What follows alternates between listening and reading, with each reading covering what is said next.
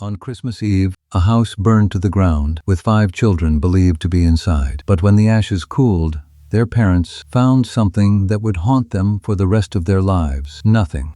No bones, no trace. As if the fire had swallowed 5 children whole. For the next 40 years, a grieving father and mother refused to believe their children had died in that fire. And the more they searched, the stranger the night became. This is the case of the Sodder children, a fire, a vanishing, and a mystery that a family carried to their graves. The Sodders were a large, well-known family in the hills of West Virginia. George and Jennie had 10 children, a busy household, and a comfortable life built by hard work. On Christmas Eve of 1945, the family was home celebrating the holiday. It should have been one of the happiest nights of the year. But small, strange things had been happening in the weeks before. A stranger had come to the house looking for work and had gestured at the fuse boxes, warning that they would cause a fire someday.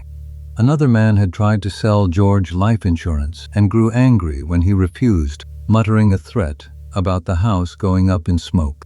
George brushed it off. He was a strong-willed man with strong opinions, and he'd made his share of enemies. Threats were just words, until that night. Late on Christmas Eve, the younger children begged to stay up and play with their new toys. Jennie agreed, then went to bed, leaving several of them awake downstairs.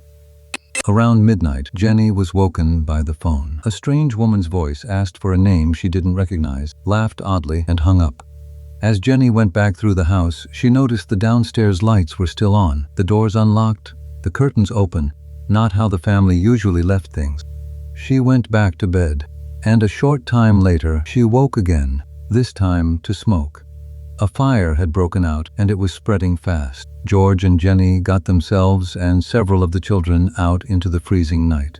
But 5 of the children were still somewhere inside, and that is when the night turned from tragedy into something no one could explain. George tried to go back for them, but the stairs were already an inferno, so he ran for the ladder he always kept against the house to reach the upstairs windows. The ladder was gone, vanished from its usual spot. It was later found flung far away from the house in a place it had no reason to be. Desperate, George ran for his 2 trucks, meaning to drive them close and climb up on them. Both trucks, which had worked perfectly the day before, refused to start. He tried to call for help. The phone line was dead. Later, investigators would find that the line hadn't burned. It had been cut high up, well away from the flames.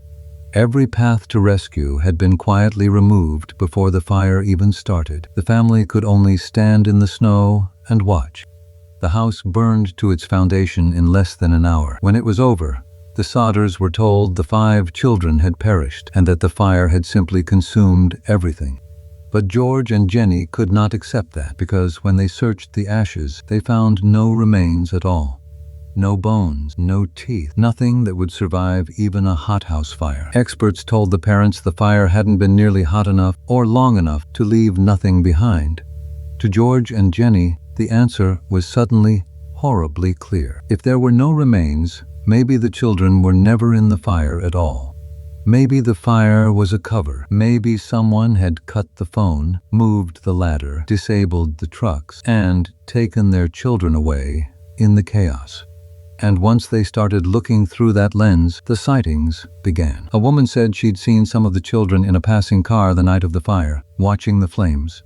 Travelers reported children matching their description at an inn far away, being kept quiet by a group of adults who wouldn't let anyone talk to them. Years later, a letter arrived with a photograph of a young man, a man Jennie was convinced looked exactly like one of her missing sons, grown up.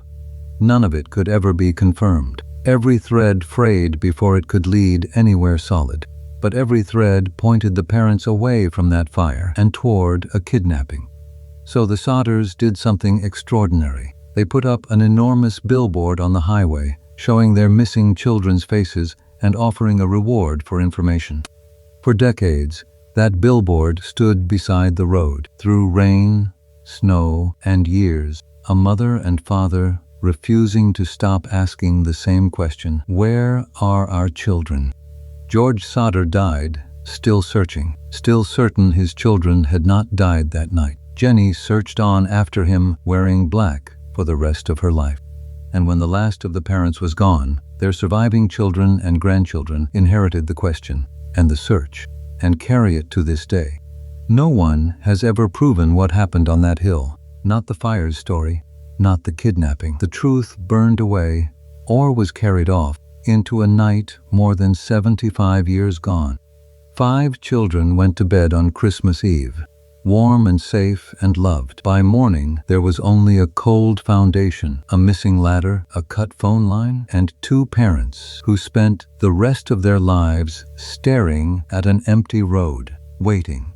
If the Sodder family's story stayed with you, keep the porch light on with us. Like this video and subscribe to Backcountry Files. Share your read in the comments, a tragic fire or something taken and hidden, because some cases don't close, they just go cold.